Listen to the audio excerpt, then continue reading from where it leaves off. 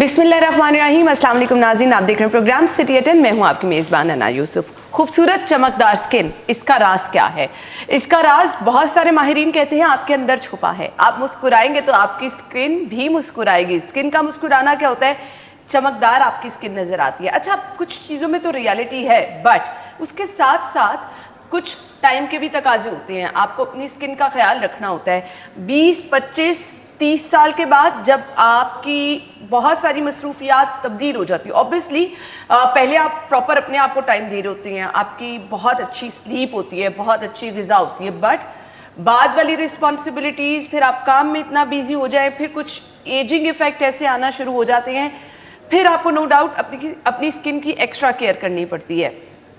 But आजकल तो as में भी लोग जो हैं, आजकल जो हमने रिसेंटली ट्रांसफॉर्मेशन देखी जिसका हर जगह जिक्र भी हो रहा है, तो हम हैरान हो गए हैं कि आप खूबसूरत किसी भी स्टेज पे हो सकते हैं। अब वो कैसे हो सकते हैं, वो वाला राज भी हम आपको आज के शो में बताएंगे। डॉक्टर कंजा हमारे साथ मौजूद है, डर्मेटोलॉजिस्ट हैं, उनको अपने प्रोग्राम में खुश आमदीद कहेंगे। अस्सलाम वालेकुम डॉक्टर साहिबा। वालेकुम अस्सलाम। ठीक ठाक है आप? अल्हम्दुलिल्लाह। चमकदार खूबसूरत स्किन का राज क्या है? जी, आपने ना बहुत सारे राज तो खुद ही बता दिए कि बिल्कुल जब तक आपकी इंटरनल हैप्पीनेस नहीं होगी, आप अंदर से खुश नहीं होंगे, आपके इनर सिस्टम्स खुश नहीं होंगे, तो आपकी स्किन चमक नहीं सकती। तो स्किन की बहुत सारी डलनेस और जो पिगमेंटेशन की वजह है वो आपके इंटरनल सिस्टम्स का ठीक ना होना है या मल्टीपल डेफिशिएंसीज का होना होता है। लेकिन जब ये सारी चीज़ें भी पूरी हों, आप एक्सरसाइज भी कर रहे हैं, क्लीन डाइट भी ले रहे हैं, हैप्पी भी हैं, तो उसके बाद फिर हम कुछ और हेल्प ऊपर से भी एक्सटर्नली भी कर सकते हैं, जिससे स्किन को मज़ीद चमकदार और ख़ूबसूरत बनाया जा सकता है। सही। अच्छी डाइट का रोल क्या होता है और अच्छी डाइट में क्या क्या चीज़ें शामिल हैं कि अगर हम चाहते हैं कि हमारी स्किन अच्छी रहे तो हमें रूटीन में वो इस्तेमाल करनी है डॉक्टर साहबा? जी देखिए, बैलेंस डाइट का जो कॉन्सेप्ट है ना, ये बहुत पुराना कॉन्सेप्ट है और बैलेंस डाइट ही चाहिए स्किन को भी ग्रो करने के लिए, कोलेजन बनाने के लिए, इलास्टिन और मल्टीपल चीज़ें बनाने के लिए और अच्छा लगने के लिए। बैलेंस डाइट का कॉन्सेप्ट ये है कि आपके उसमें कार्ब्स भी होंगे, कुछ पोर्शन कार्ब्स का होगा, प्रोटीन्स होंगे, फैट्स होंगे, एक मोतदिल सी मॉडरेट सी क्वांटिटी में होंगे। लेकिन अभी हम ये मानते हैं कि जितनी आपकी हाई प्रोटीन डाइट होगी उतना आपका मसल मास ज़्यादा बनेगा, आपके मसल जितने स्ट्रॉन्ग होंगे आपकी हेल्दी लाइफ स्पैन की लॉन्जेविटी बढ़ जाती है। तो एक मसल मास एक ऐसी चीज़ है जो आपकी हर चीज़ को यंग रखने में, उसको हेल्दी रखने में, लॉन्ग टर्म इवन आपकी स्किन को बहुत ज़्यादा फ़ायदेमंद होता है।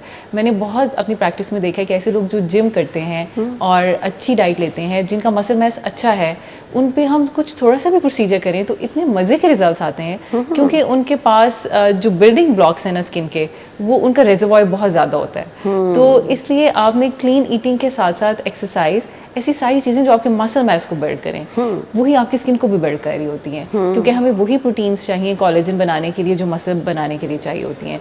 तो इट्स ऑल इंटरलिंक्ड। आपका जो हेल्दी लाइफस्टाइल है वही हेल्दी स्किन की क्या है कि आपको गारंटी देता है। ये आम तौर पे जो हमारे घरों में सोप होते हैं या आप किसी भी ब्रांड का कोई आम सा फेस वॉश ले लें, वो क्या आपके स्किन टोन पे असरअंदाज होता है, आपकी स्किन को ड्राई करता है? अगर कोई आप आम सा घर में सोप पड़ा है और आप वॉशरूम में गए हैं, मुँह पे साबुन लगा लिया, तो ये चीज़ें क्या हमारी स्किन को मुतासर करती हैं? इनमें कुछ ऐसा होता है कि स्किन आपकी ड्राई भी हो जाती है, डलनेस भी आती है और वो एक चमक ख़त्म होती जाती है स्किन की?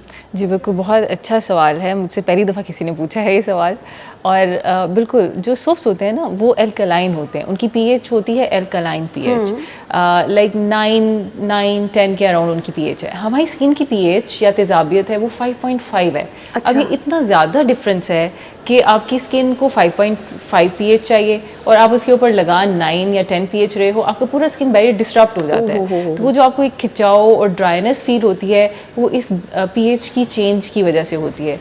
तो फेस वॉश जो है वो बेटर हैं सोप से, लेकिन अक्सर फेस वॉश की भी पीएच इतनी बैलेंस्ड नहीं होती है। किसी भी ब्रांड का सोप हो जो आपके वॉशरूम में पड़ा है, वो आपने मुंह पे नहीं लगाना? मुंह पे नहीं लगा सकते आप, मुंह पे नहीं लगा सकते। अगर आप इसको प्रिजर्व करना चाहते हैं अपनी फेस की स्किन को, क्योंकि फेस की स्किन ना, आपने अक्सर नोट किया होगा कि फेस की स्किन एक्सटर्नल एनवायरनमेंट को बहुत एक्सपोज्ड है, पोल्यूशन को, सन को, एवरीथिंग।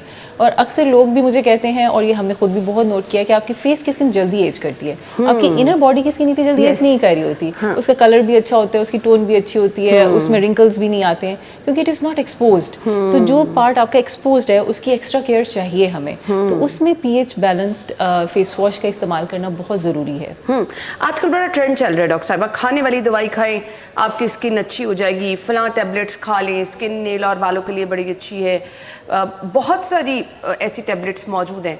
तो हमें खाने अपनी डाइट से बढ़कर हम इन चीज़ों को अब ज़्यादा प्रेफर करने लगे, कोलेजन पाउडर ले लें। तो ऐसा है कि हमारी डाइट अच्छी ना हो, हम अपनी स्किन की वैसे केयर ना करें और ये मेडिसिन खाते जाएं तो ये हमारी स्किन अच्छी कर देंगे? ऐसा बिल्कुल भी पॉसिबल नहीं है। मुझे तो ये बहुत बड़ा मार्केटिंग स्कैम लगता है कि you can not eat your skin care. ऐसा नहीं हो सकता कि आप ग्लूटाथायोन खाएंगे और आप गोरे हो जाएंगे, ऐसा नहीं हो सकता। इसकी बहुत सारी डिफरेंट वजूहात हैं। एक तो पहली बात यह है कि ग्लूटाथायोन या कोलेजन, ग्लूटाथायोन के खास तौर पर वजह यह है कि आपके स्टमक के एसिड्स उसको न्यूट्रलाइज कर देते हैं और आपके ब्लड में जा ही नहीं पाता ग्लूटाथायोन की एक बड़ी क्वांटिटी, वो आपके स्टमक में ही न्यूट्रलाइज हो जाती है।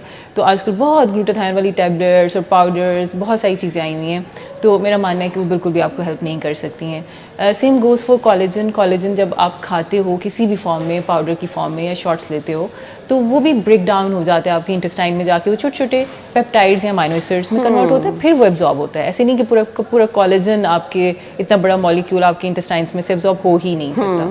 तो वो पेप्टाइड्स जब एब्जॉर्ब होती हैं तो इनडायरेक्टली आपके कोलेजन के बिल्डिंग ब्लॉक्स आ जाते हैं आपकी स्किन के अंदर। तो वो बिल्डिंग ब्लॉक्स आप चिकन से भी ले सकते हैं, एग से भी ले सकते हैं, चनों से भी ले सकते हैं। प्रोटीन के बहुत सारे सोर्सेज हैं जो अल्लाह ने बनाए हैं, जो शायद आपकी बॉडी उनको ज़्यादा अच्छा एक्सेप्ट करेगी, क्योंकि कोलेजन पाउडर एक तो उस तरह से एब्जॉर्ब नहीं होगा, उसका कोलेजन भी नहीं बनाएगा। और दूसरी बात ये कि आजकल एक्नी के बहुत सारे केसेस आ रहे हैं जो इस तरह के आर्टिफिशियल पाउडर्स लेने की वजह से, जिनका हमें सोर्स ही नहीं पता कि किस तरह से बनाए जाते हैं और किस तरह से इस तरह की बहुत सारी आर्टिफिशियल चीज़ें कंज्यूम करने से आप एक्नी करा बैठते हैं। तो इसलिए बी केयरफुल। बेहतर है कि अपनी डाइट से इन चीज़ों को पूरा करने की कोशिश करें। जितना कुदरती तरीके से करेंगे उतना ज़्यादा फ़ायदा होगा। टीन एज में आपने अब एक्नी का जिक्र किया, बच्चे और बच्चियों में वो जो स्किन पे दाने निकलना शुरू हो जाते हैं, क्या करना चाहिए फौरी उसका ट्रीटमेंट? अब अक्सर लोग खुद ब खुद गूगल से कोई देख ली मेडिसिन, खाने वाली देख ली, लगाने वाली देख ली, आप जाके लिए। इसका कोई परमानेंट हल है? ये तो होते हैं, कुछ लोगों को तो लाजमी हो जाते हैं ना इस एज में, तो क्या करना है इसके लिए अगर आपको फर्स्ट टाइम हुआ है तो? अच्छा देखिए, 80% पहले तो ये जान लें कि इट्स वेरी कॉमन, 80% लोगों को होंगे। अच्छा, वो वाली एज भी ऐसी होती है बंदा ना कॉम्प्रोमाइज भी नहीं करता स्किन पे कुछ। ओ हो, चाहे लड़कियां, आजकल लड़के भी बिल्कुल कॉम्प्रोमाइज नहीं करते। ओ हो, हम तो कॉलेज जा रहे हैं, हम तो यूनिवर्सिटी जा रहे हैं, ये क्या हो गया हमारी स्किन पे? जी जी, क्या करना है? कॉम्प्रोमाइज़ हो भी नहीं सकता। मैं आपको बताऊँ, इसका साइकोलॉजिकल टॉल इतना ज़्यादा है कि इवन सुसाइड इससे हो सकती है। बच्चा इतना डिप्रेशन में जा सकता है कि वो सुसाइडल थॉट्स आना शुरू हो जाती हैं, और लिटरेचर में मेंशन है ये बात। इसलिए इसका अर्ली ट्रीटमेंट बहुत ज़रूरी है। इस बात को समझना बहुत ज़रूरी है कि इसकी ड्यूरेशन है, जो एडोलेसेंस की एक्नी है उसकी ड्यूरेशन है 5 to 10 ईयर्स उसने रहना है। लेकिन उसने आपकी स्किन को ख़राब कर जाना है। इसलिए जब भी एपिसोड आएगा, एक ट्रिगर का, एक ब्रेकआउट का एपिसोड आएगा, उसका अर्ली ट्रीटमेंट बहुत ज़रूरी है ताकि हम स्किन को डैमेज होने से बचा सकें, स्कारिंग ना बने, दाग धब्बे ना बने। इससे डिप्रेशन बाद में ज़्यादा होता है। इसलिए बहुत सारी लगाने वाली दवाइयाँ और बहुत सारी खाने वाली दवाइयों से हम उसको मैनेज कर सकते हैं और स्किन को डैमेज होने से बचा सकते हैं। तो मेरा ख्याल है कि जितना अर्ली ट्रीटमेंट होगा उतना ही बेहतर रहेगी स्किन। सही। और फिर आप इसके लिए डॉक्टर साहब ये होता है कि 10-15 दिन में ख़त्म हो जाते हैं कि आपको फिर मुसलसल केयर करनी पड़ती है? मुसलसल केयर करनी पड़ती है। जैसे कि अक्सर ऑयली स्किन में आते हैं, मोस्टली ऑयली स्किन में एक्नी स्टार्ट होती है, तो ऑयली स्किन वालों की एक खास केयर होती है कि आपको ऑयल कंट्रोल क्लेंजर्स चाहिए, आपको SC sebum control sun block चाहिए, आपका मॉइस्चराइज़र भी सीबम कंट्रोल होगा, और ऐसी आपकी सारी स्किन केयर ऐसी होगी जो non comedogenic oil controlling skin care होगी। और उसके बाद अगर ब्रेकआउट्स आते हैं तो कुछ टॉपिकल लगाने वाली दवाइयाँ होती हैं जो रात के वक्त आपने लगानी होती हैं, तो उससे काफ़ी अरसे तक आप एक्नी को अंडर कंट्रोल रख सकते हैं। अच्छा, वैसे में होम रेमेडीज़ भी मैं बहुत सारे लोगों को देखती हूँ करते हुए, बेसन लगा लो, दही लगा लो, ये चीज़ें आपकी स्किन के लिए अच्छी होती हैं। कुछ होम रेमेडीज़ पे हमने बात करनी है।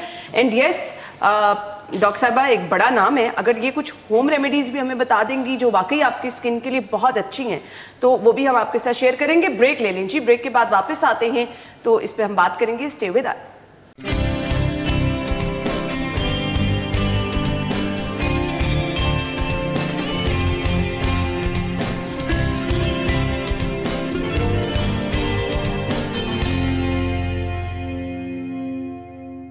Welcome back once again. Doctor साहब हमारे साथ मौजूद हैं। डॉक्टर साहब आजकल ना लोग बड़ा फास्ट चेंज चाहते हैं और एक हमने फास्ट चेंज अभी रिसेंटली देखा, मरियम औरंगजेब साहिबा हर जगह पे डिस्कस हो रही हैं। इतनी जल्दी ट्रांसफॉर्मेशन, ठीक है वेट भी कम हुआ, बट वेट कम होने के साथ वो जो स्किन होती है ना वो चमकदार भी है, खूबसूरत भी है। ये कैसे मुमकिन है? जी बिल्कुल, ये ट्रांसफॉर्मेशंस तो अक्सर हम करते ही रहते हैं क्योंकि हम ओबेसिटी के साथ बहुत काम कर रहे हैं आजकल। तो जब भी आप वेट रिड्यूस करते हैं तो देयर आर चांसेस कि आपकी स्किन लूज़ होगी। तो इसे जैसे ही आप एकदम से कह रहे हैं, एकदम से नहीं हुआ। मैं उनको अक्सर उनकी अपीयरेंसेस देख रही थी, वो काफ़ी अरसे से उनका वेट रिड्यूस हो रहा था और बड़ा सटल तरीके से हो रहा था। हम देख रहे थे कि वेट रिड्यूस हो रहा है मरियम औरंगजेब साहबा का, और बड़े अच्छे तरीके से वो उसको केटर कर रही हैं। उसके साथ ही उनके एस्थेटिक प्रोसीजर स्टार्ट हुए हैं। जब आप वेट रिडक्शन स्टार्ट करते हैं ना, उसके साथ ही आपके एंटी एजिंग प्रोसीजर स्टार्ट हो जाते हैं। तो तब आपको कुछ महीनों के बाद, 6, 7, 8 महीनों के बाद इतनी प्यारी ट्रांसफॉर्मेशन देखने को मिलती है, क्योंकि इट्स अ हाई टाइम कि इतनी देर में आपका कोलेजन भी बन जाएगा जो भी हमने ट्रीटमेंट्स किए हुए हैं, आपकी स्किन टाइटन भी हो जाएगी, और उसके साथ साथ जो चीज़ें हमने फिक्स करनी है वो भी प्रॉपर्ली फिक्स हो जाएंगी, और आप अपना अल्टीमेट वेट भी रिड्यूस कर चुके हैं। यानी आप ये कहना चाह रही हैं कि एकदम से कुछ नहीं होता? एकदम से नहीं होता। 4-5 महीने तो लगते ही लगते हैं। एग्जैक्टली वो एकदम से, मेरे ख्याल में वो एकदम से वो शादी का वो लाइमलाइट में आई तो लोगों को पता चला। लेकिन हम उनके पेरेंट्स देख रहे थे, और कुछ लोग दरम्यान में कमेंट भी करते थे कि मरियम औरंगजेब साहबा बहुत प्यारी होती जा रही हैं। तो ये ऐसे ही हुआ, वेट रिडक्शन से ये चीज़ शुरू हुई, लेकिन उसके साथ साथ उनके कुछ कोलेजन बूस्टिंग ट्रीटमेंट्स किए गए हैं। It's not surgery at all, ये इनको एस्थेटिक प्रोसीजर्स ही माना जाएगा। कुछ इंजेक्टेबल चीज़ें की गई हैं, जैसे हम देख सकते हैं कि उनके अपर फेस बोटॉक्स हुए में बहुत प्यारी आई लिफ्ट है। ऑल्दो उसके साथ माइक्रो ब्लेडिंग भी हुआ है थोड़ा सा, बड़ी प्यारी आईब्रोज बनी हुई है उनकी, और लिप फिलर बहुत ही सटल, बहुत प्यारा लिप फिलर हुआ है, और नोज़ की शेप हम देख सकते हैं कि डेफिनेटली चेंज हुआ है। May be it is liquid rhinoplasty और सर्जिकल राइनोप्लास्टी, दोनों में से कुछ भी हो सकता है। यानी ये तमाम प्रोसीजर हुए हैं जो डॉक्टर साहिबा ने बता दिए। तो फिर आप ये परेशान ना हो कि ये एकदम से हो गया, इसके पीछे अच्छा अब इसको मेंटेन भी तो रखना होता है ना डॉक्टर साहिबा, इसको फिर ये मुसलसल आपको इसकी केयर करनी पड़ती है। ये नहीं कि ये ट्रीटमेंट हो गए, वेट लॉस हो गया, अब आपको कुछ नहीं करना, उसके बाद मेरे ख्याल से ज़्यादा जो आपकी रिस्पॉन्सिबिलिटी वाला काम है शुरू हो जाता है। जी बिल्कुल, क्योंकि देखें बोटॉक्स एंड लिप फिलर्स का एक टाइम ड्यूरेशन है, 6 मंथ्स तक ये रहते हैं। उसके बाद आपको टचअप्स कराने पड़ते हैं साल बाद या 6 महीने के बाद, ताकि आप उस खूबसूरती को मेंटेन रख सकें। और उसके साथ साथ आपके anti ageing collagen boosting treatments भी चलते हैं once a year, और कुछ ट्रीटमेंट्स ऐसे होते हैं जो 2-2 साल निकाल जाते हैं। तो 2 ईयरली आपको कुछ ना कुछ टचअप्स कराने पड़ते हैं। सो इसके लिए जी बाद में आपको बहुत केयर करनी पड़ती है। जो लोग कराना चाहते हैं, वो जो आजकल आप लोग पिक्चर्स देख रहे हैं उसके पीछे 6-7 महीनों की मेहनत है। तो वो अगर आपने भी वैसा कुछ कराना है डॉक्टर साहिबा, अगर मैं कराना चाहूँ, वेट लूज से काम शुरू होगा? आपका अच्छा तो और गेन कर लिया, वैसे गेन कर लिया आपने। वैसे मुझे तो आप परफेक्ट लग रहे हो, लेकिन मेरे ख्याल में 2 to 3 kgs आप रिड्यूस करोगे तो आप बिल्कुल स्कल्प्टेड हो जाओगे। और फेस तो आपका माशाल्लाह ऑलरेडी वेरी स्कल्प्टेड। और अगर हम कुछ काम करेंगे तो हम कोलेजन बूस्टिंग पे ही काम करेंगे। हम ऐसा काम करेंगे जिससे आपकी स्किन की क्वालिटी मेंटेन रहे और इंक्रीज होती जाए, मतलब मजीद कोलेजन बनता रहे वक्त के साथ साथ। Otherwise I don't want to change any feature in your face. Thank you. अच्छा डॉक्टर साहिबा, मतलब बहुत सारे लोग होते हैं नोज रीशेप कराना चाह रहे हैं, डबल चिन है, तो इसके लिए अगर कुछ इफेक्टिव प्रोसीजर हैं जिसमें आपको फौरी रिजल्ट भी मिल जाता है, वो कौन सा है? जी, डबल चिन की बात करें तो मेरा तो personal favourite laser assisted liposuction है, क्योंकि लाइपोसक्शन 1 टाइम प्रोसीजर होता है, और लेज़र ने उसको बहुत ही आसान आउटडोर प्रोसीजर बना दिया है कि आपका 20 to 30 मिनट्स में आपका सारा, हम डबल चिन से फैट्स भी निकाल देते हैं, स्किन भी टाइट कर देते हैं, एंड समटाइम्स 1 to 2 थ्रेड्स लगा के फ़ौरन से जॉ लाइन भी बना देते हैं। तो ये मेरा पर्सनल फेवरेट है, laser liposuction combined with threads. लेकिन उसके अलावा और बहुत सारी ऐसी टेक्नोलॉजीज़ आ चुकी हैं कि जो लोग बहुत इन्वेजिव प्रोसीजर्स नहीं कराना चाहते और छुरी कांटे के नीचे नहीं जाना चाहते, तो उनके लिए हमारे पास टेक्नोलॉजीज़ हैं। जैसे अब हाईफेम टेक्नोलॉजी है जिससे आपके मसल बिल्डिंग पे काम होता है, यहाँ से फैट्स भी रिमूव होते हैं। कुछ लेज़र टेक्नोलॉजीज़ ऐसी आ चुकी हैं, लेकिन ऑब्वियसली उनके 3 to 4 सेशंस रिक्वायर्ड होते हैं, जो हम 3 to 4 वीक्स अपार्ट करते हैं। उसमें भी बहुत अच्छे रिजल्ट्स हैं, लेकिन जितने नॉन इन्वेजिव प्रोसीजर्स होंगे उनमें थोड़े से सेशंस और थोड़ा सा सब्र से इंतज़ार करना होता है रिजल्ट्स के आने का। और जितने हम लेज़र लाइपोसक्शन या इस तरह की चीज़ें करेंगे तो उनका एक ही सेशन में आपको 100% रिजल्ट्स मिल जाते हैं। अब कुछ लोग शिकायत ही करते हैं बड़े महंगे प्रोसीजर होते हैं, ऐसे में क्या करना है? और फिर वो सस्ते के चक्कर में किसी क्वैक के हत्थे चढ़ जाते हैं और उसका रिजल्ट बहुत बुरा आता है। जी, मेरा मानना है कि हमेशा अच्छी जगह से काम कराएं, क्योंकि इन सारे प्रोसीजर्स के साथ जो सबसे बड़ी चीज़ जुड़ी है, एक तो इन्फेक्शन। आप देखें अच्छी जगह पे जब जाएंगे ना तो वहाँ पे इन्फेक्शन कंट्रोल बहुत अच्छा होता है, वहाँ पे स्टेरिलाइजेशन का ख्याल रखा जाता है, तो पोस्ट प्रोसीजर कोई भी कॉम्प्लिकेशन होने के चांसेस बहुत कम हो जाते हैं। लेकिन अगर आप सस्ती जगह का इंतखाब करते हैं तो वहाँ पे ऑब्वियसली ऐसी फैसिलिटीज़ नहीं होती स्टेरिलाइजेशन वाली और चीज़ों की, तो मेरा ख्याल है कि जब भी काम कराएं अच्छा काम कराएं, अच्छी जगह से काम कराएं। क्योंकि आप देखें ना, महंगे कपड़े खरीद रहे हैं, महंगे जूते खरीद रहे हैं, और स्किन जो आपकी नज़र आनी है, इसके लिए अगर आपने कुछ कराना है तो फिर आपको मेरे ख्याल से कॉम्प्रोमाइज़ बिल्कुल नहीं करना चाहिए जी। इस पे थोड़े से पैसे लगाकर अगर आपकी स्किन अच्छी हो जाएगी और वो आपको उसका रिजल्ट अच्छा मिल रहेगा तो उससे बेहतर क्या है। डॉक्टर साहिबा, बहुत सारे लोग शिकायत करते हैं सुबह सो के उठे तो आंखों के नीचे स्वेलिंग बहुत ज़्यादा हुई होती है। कुछ लोगों की वो सेटल हो जाती है टाइम गुजरने के साथ, सो कुछ लोगों की वो मुसलसल रहना शुरू हो जाती है। होता क्यों है वो वैसे? अच्छा, बेसिकली होता ये है ना कि हमारे यहाँ पे ना एक तो स्किन तो लूज हो रही है, लेकिन यहाँ पे हमारी स्किन के पीछे ना एक फैट पैड्स हैं, अच्छा, जिनको हम अंडर आई फैट पैड्स कहते हैं। वो वक्त के साथ साथ क्या होते हैं कि उनके आगे एक सेप्टम या एक लिगामेंट लगा हुआ है, वक्त के साथ साथ आपकी सारी चीज़ें लूज़ हो रही होती हैं, सिर्फ स्किन लूज़ नहीं हो रही, उसके नीचे बहुत सारी लेयर्स हैं, वो लिगामेंट्स की लेयर लूज़ हो रही है, उसके पीछे आपके फैट्स जो हैं वो हर्निएट करके थोड़ा सा आगे आ जाते हैं। तो जितना वक्त गुजरता जाएगा, एजिंग होती जाएगी, इनिशियली तो आपको यही लगेगा कि सुबह उठते हैं, होती है और फिर सेटल हो जाती है, लेकिन अगर हम उसको ट्रीट नहीं करेंगे या कुछ भी नहीं करेंगे तो वो वक्त के साथ साथ वो मसला बढ़ता जाएगा और प्रॉपर आई बैग्स बन जाते हैं। तो इसको ट्रीट करने के लिए हमारे पास मल्टीपल प्रोसीजर्स होते हैं, बहुत सारी ऐसी चीज़ें हैं जो उन लिगामेंट्स को स्ट्रेंथन करती हैं, टाइटन करती हैं, ताकि फैट पैड्स आगे की तरफ मूव ना करें और पीछे ही रहें। फिर हमारे पास बहुत सारे स्किन बूस्टर्स होते हैं जो स्किन की थिकनिंग पे काम करते हैं, लेकिन इसमें बहुत सारा रोल आपके घर में करने वाले योगा का भी है। अच्छा। जो अभी हम बताएंगे भी कि आप कैसे रोल ऑन कर सकते हैं जिससे आपके एक्सेसिव फ्लूइड निकलेगा, लिम्फेटिक ड्रेनेज होगी और आप अर्ली मॉर्निंग पफिनेस से जल्दी से छुटकारा भी वो एक सिंपल सा तरीका है जी। ब्रेक ले लें, हम ब्रेक के बाद आते हैं तो आपके साथ शेयर करेंगे वो लोग जिनकी आइज पे स्वेलिंग हो जाती है, पफिनेस रहती है, उनको क्या करना है जी, वो हम बताते हैं जी। घर में आप आम आसानी से कर सकते हैं जी। ब्रेक के बाद आते हैं।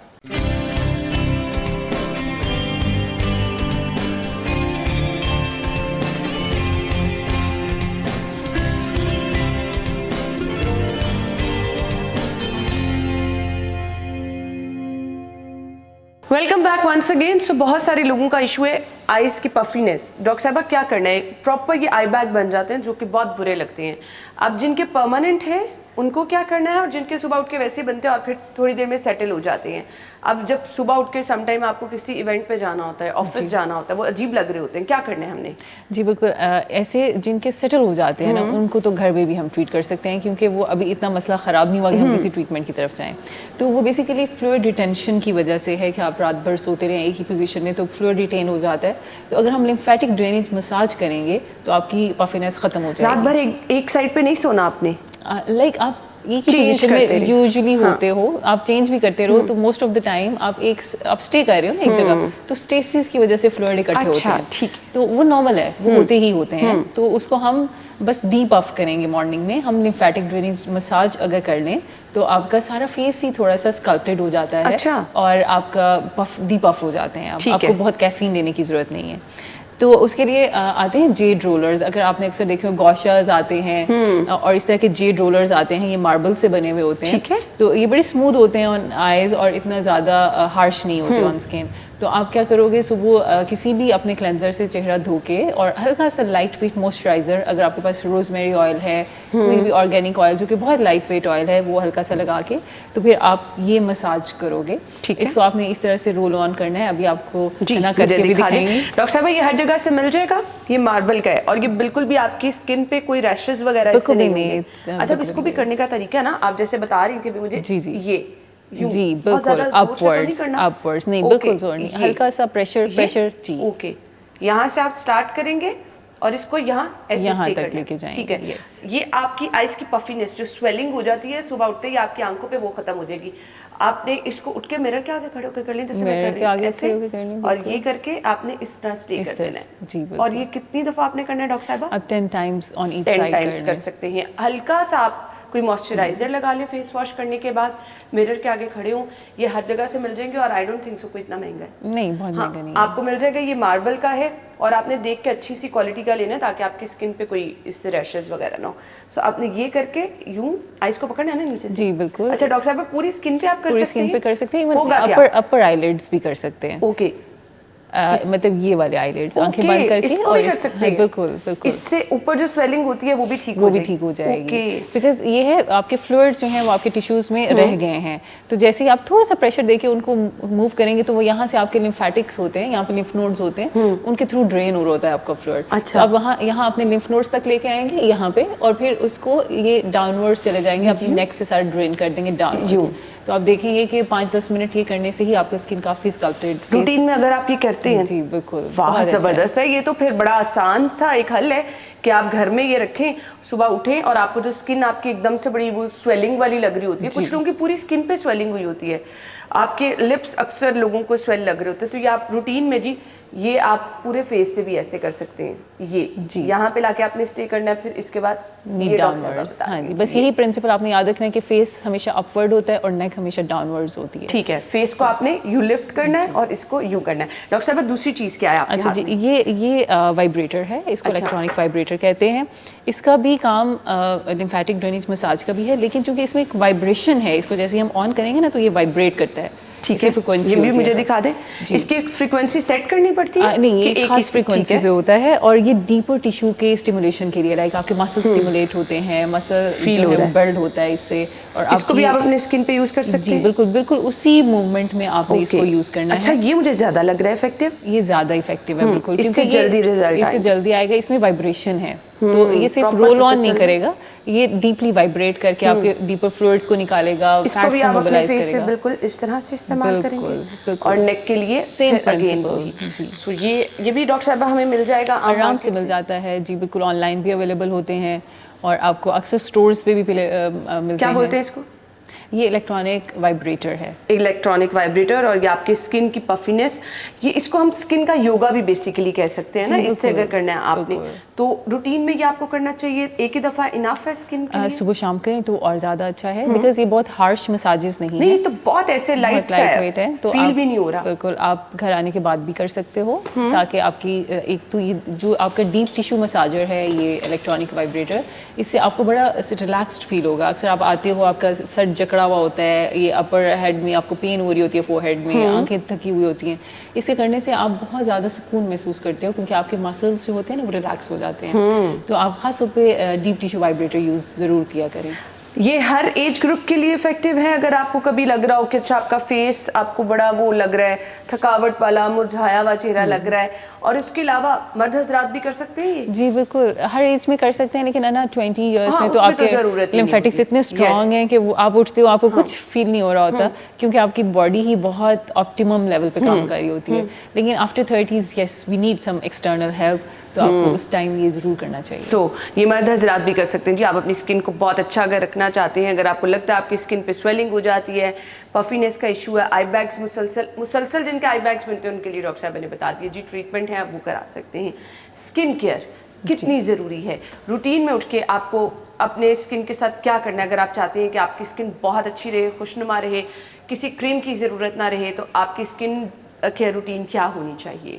जी ना, नॉर्मल स्किन की केयर बताते हैं, बाकी अगर कुछ और प्रॉब्लम, एक्नी या कुछ और सेंसिटिविटी है तो उसके लिए अलग स्किन केयर्स होती हैं, लेकिन एक नॉर्मल स्किन जिस पे कोई मसला मसाइल नहीं है, उसकी स्किन केयर हम डिस्कस करेंगे।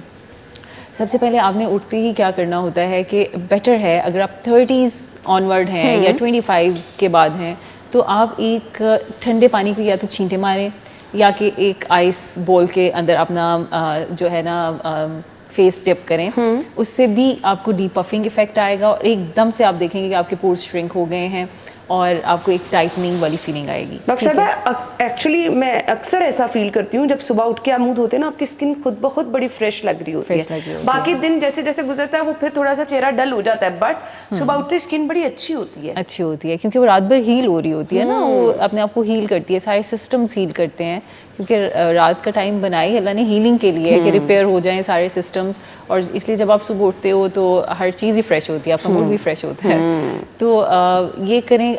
मेरा मानना ये है कि अगर आपकी नॉर्मल स्किन है ना, तो आपको सुबह सुबह उठ के कोई खास क्लेंजर लगाने की ज़रूरत नहीं है, फेस वॉश लगाने की ज़रूरत नहीं। जैसे आपने बताया कि जब आप सुबह उठते हो तो आपके नेचुरल मॉइस्चराइजिंग फैक्टर्स इतने अच्छे बने हुए होते हैं कि हम उनको स्ट्रिप ऑफ नहीं करना चाहते कोई भी हार्श क्लेंजर लगा के। हाँ, अगर आपकी ऑयली स्किन है तो आप अच्छा क्लेंजर से उसे ज़रूर वॉश करें, लेकिन अगर आपने रात को स्किन केयर और साफ़ करके सोए ना, तो सुबह उठ के दोबारा से क्लेंजर यूज़ ना भी करें, जस्ट ठंडे पानी से छींटे ही मार लेना, तो it's good.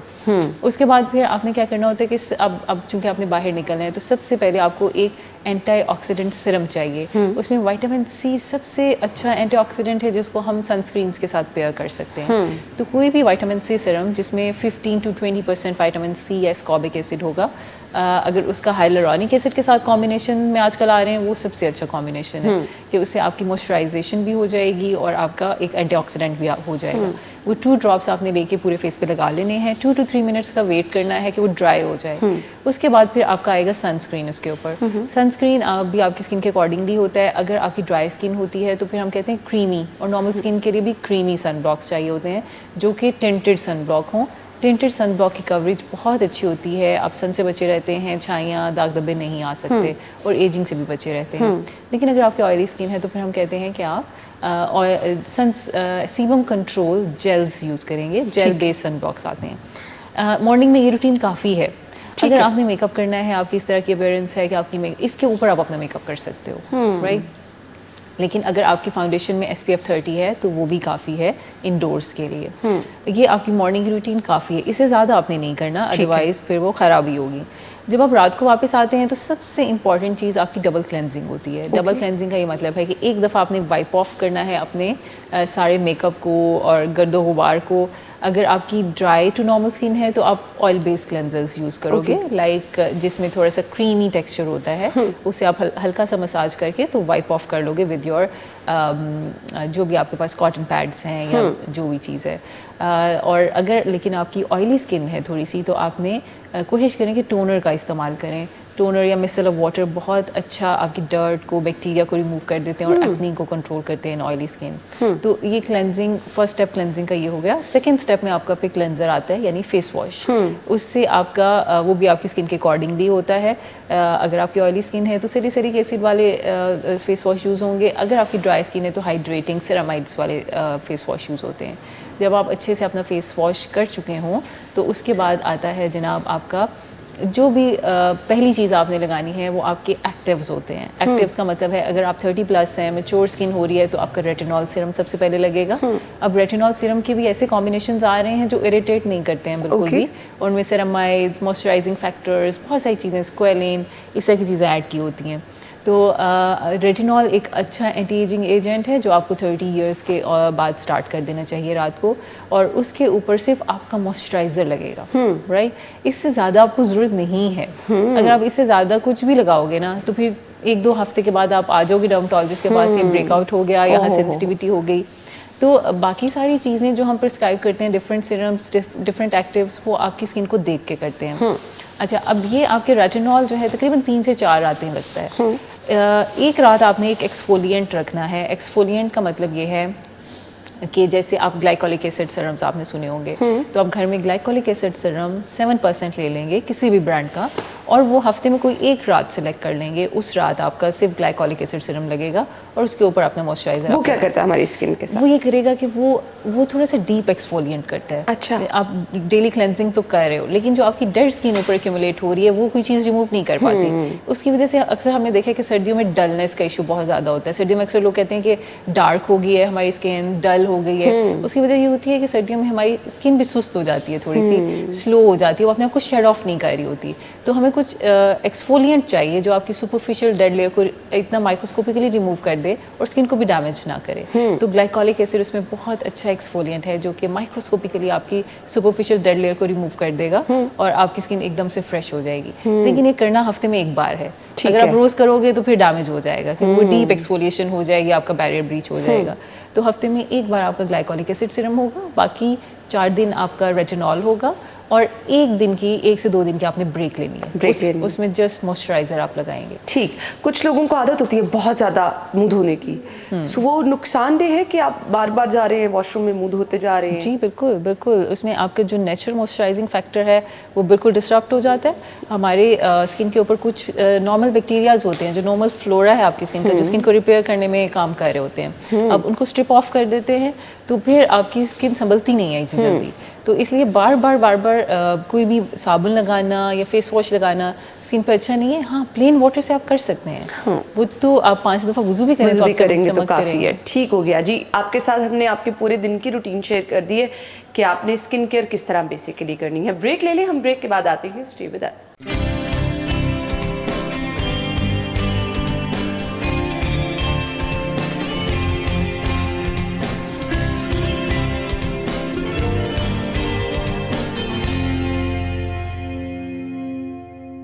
Welcome back once again. Doctor साहबा हमारे साथ मौजूद हैं। डॉक्टर साहबा, 2 टर्म बहुत आजकल सुनने में आ रही है, कोरियन स्किन और ग्लास स्किन। क्या है दोनों को जरा हमें बता दें। दोनों ही ग्लास एंड कोरियन स्किन का कॉन्सेप्ट हेल्दी स्किन से है। अच्छा। ग्लास स्किन उस स्किन को कहेंगे कि जो फ्लॉलेस स्किन हो, जिसमें टेक्सचर ना हो, जिसके पोर्स विजिबल ना हो और जो शाइन करे। तो बिल्कुल स्मूथ सी प्लेन। अच्छा। इसको हमेशा मैं एग्जांपल देती हूँ बच्चों की स्किन से। हाँ। जैसे बच्चे की स्किन होती है ना, खूबसूरत हाइड्रेटेड, हाँ। Plump, without pores, without texture और इवन टोन होती है, बिल्कुल एक ही रंग होता है पूरी स्किन का। इसका मतलब है कि ये ग्लास स्किन है। अब ग्लास स्किन को करने के लिए या उसको मेंटेन करने के लिए कुछ इंग्रेडिएंट्स होते हैं। हर रेसिपी के कुछ इंग्रेडिएंट्स होते हैं, ग्लास स्किन के भी कुछ इंग्रेडिएंट्स हैं। उसमें एक तो जो बेसिक फाउंडेशन है वो स्किन केयर है, जो हम पहले डिस्कस कर चुके हैं कि उसमें आपको एंटीऑक्सीडेंट मॉर्निंग में चाहिए, सनस्क्रीन चाहिए, रात को रेटिनॉल चाहिए विद मॉइस्चराइजर। ये आपका बेसिक हो गया।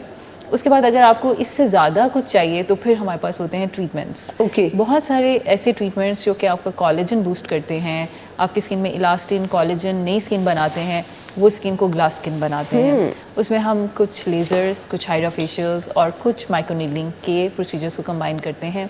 2 से 3 साइकिल्स हमें ये करने पड़ते हैं एवरी मंथ, जिससे 3 स्किन साइकिल्स के बाद आपकी स्किन बिल्कुल चेंज हो जाती है और उसका texture, pore and even skin tone हम अचीव कर पाते हैं। और उसके बाद आपकी मेंटेनेंस होती है 4 to 6 मंथ्स के अराउंड। तो ये ट्रीटमेंट प्लस स्किन केयर, ये दोनों मिल के आपका ग्लास स्किन का जर्नी कंप्लीट करती हैं। लेकिन उसमें ऑब्वियसली आपका लाइफस्टाइल एंड एक्सरसाइज भी बहुत मैटर करता है। तो ये सारी चीज़ें इंटरलिंक्ड है, जैसे मैंने कहा एवरीथिंग इज़ वन। हाँ, इसमें आपकी डाइट, आपकी एक्सरसाइज, आपकी हैप्पीनेस मैटर करती है। और फिर ये तमाम ट्रीटमेंट्स जो आप अगर कराएंगे तो ग्लास स्किन जिसकी हम बात कर रहे हैं वो आपकी चमकदार, खूबसूरत, फ्लॉलेस स्किन हो जाएगी। Korean skin, sorry Korean skin, उसमें क्या डिफरेंस है दोनों? अच्छा, कोरियन एंड ग्लास स्किन एक ही है। Almost, कोरियन ग्लास हाँ। स्किन एक ही चीज़ से आया है और कोरिया का नाम इसलिए इसके साथ जुड़ गया क्योंकि वहाँ पे जो स्किन केयर है ना, दैट इज़ उनका प्राइम इम्पोर्टेंस ही स्किन केयर अच्छा। है। वहाँ से बहुत सारे skin care brands global recognition ले चुके हैं। और ये जो हमें 25 स्टेप स्किन केयर, ये कोरिया से ही आई है। अच्छा। और दूसरा ये कि आपको मैं बताऊँ कि वहाँ पे ग्रेजुएशन गिफ्ट्स ये होते हैं कि नोज जॉब करा लो। उनके पेरेंट्स उनको ग्रेजुएशन गिफ्ट ये देते हैं कि ये आई लिफ्ट सर्जरी करा लो। तो वहाँ पे ट्रेंड बहुत ज़्यादा है अपने स्किन केयर को लेके। आप उनके जाके देखें 60 इयर्स के लोग भी ऐसे लगता है कि 30s 20s में कोई लोग फिर रहे हैं, क्योंकि they are crazy about their skin care. और आप देखेंगे अगर उनके ड्रामाज भी देखें तो उनकी जो ड्रेसिंग टेबल के ऊपर बहुत सारी प्रोडक्ट्स का सामान बिखरा होता है।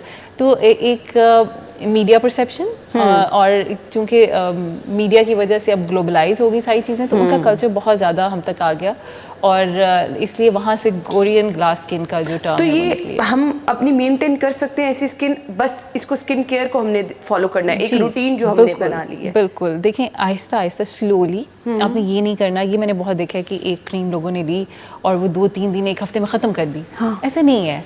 देखिए स्किन केयर में जो इंग्रेडिएंट्स होते हैं वो आहिस्ता आहिस्ता काम कर रहे होते हैं। तो इसलिए आपने 3 स्किन साइकिल्स देने हैं किसी भी ट्रीटमेंट को या किसी भी लगाने वाली चीज़ को, जिससे आपकी स्किन फ्लिप होगी और चेंज होगी।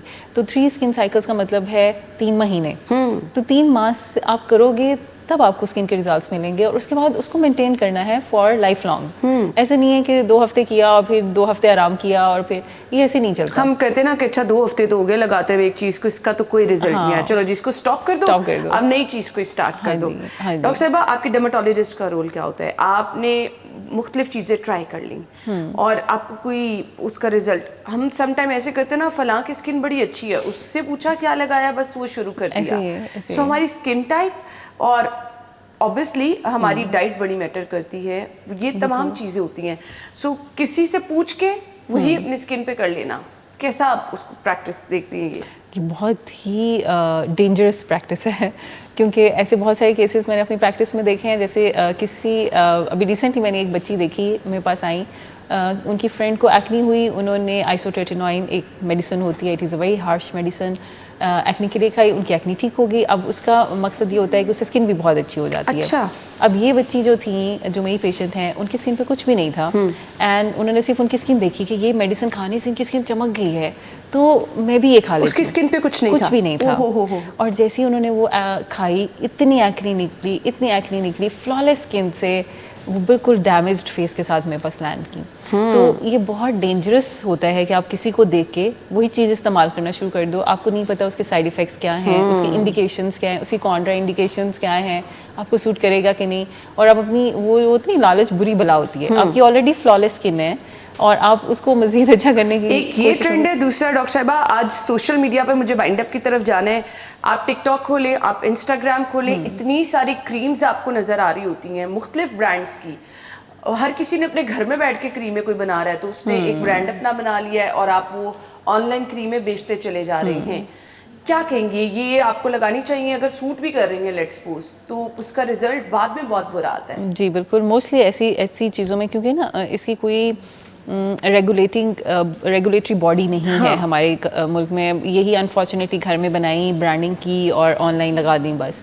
तो इसलिए हमें मोस्टली ये नहीं पता होता कि इनमें इंग्रेडिएंट्स क्या हैं, और मोस्टली जब हमें तो देखने से, डर्मेटोलॉजिस्ट को स्किन देखने से पता चल रहा होता है। तो मैं जब भी देखती हूँ तो मुझे पता चलता है जी स्किन थिनिंग शुरू हो गई है, नीचे से ब्लड वेसल्स नज़र आना शुरू हो गए हैं, लंबे लंबे बाल आना शुरू हो गए हैं मुँह पे, या एक्नी होना शुरू हो गई है। तो ये सारे सिम्टम्स होते हैं कि आप स्टेरॉइड या मर्करी वाली क्रीम्स लगा रहे हैं।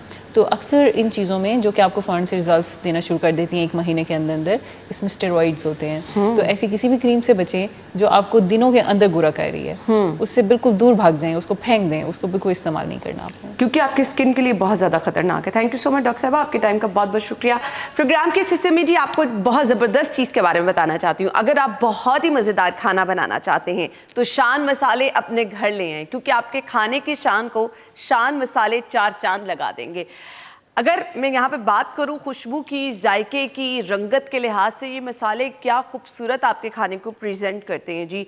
जायका बहुत ज़बरदस्त होता है, क्योंकि शान का हमेशा ये वादा रहा है कि अपने जितने भी इस्तेमाल करने वाले, पसंद करने वाले लोग हैं, उनके लिए बहुत ही जायकेदार और बहुत ही मज़ेदार खाने लेकर आते हैं जी।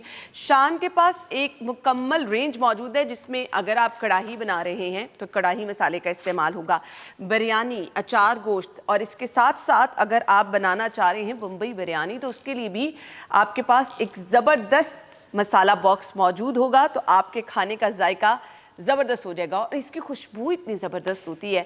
सो अगर आप मज़ेदार खाने बनाना चाह रहे हैं, जायकादार खाने जिसके बारे में हर कोई पूछे कि भी फ़लाँ बंदा तो बड़ा ज़बरदस्त खाना बनाता है, शान मसाले आज ही अपने घर ले आएँ और अपने खानों के मज़े को दोबाला कर दें।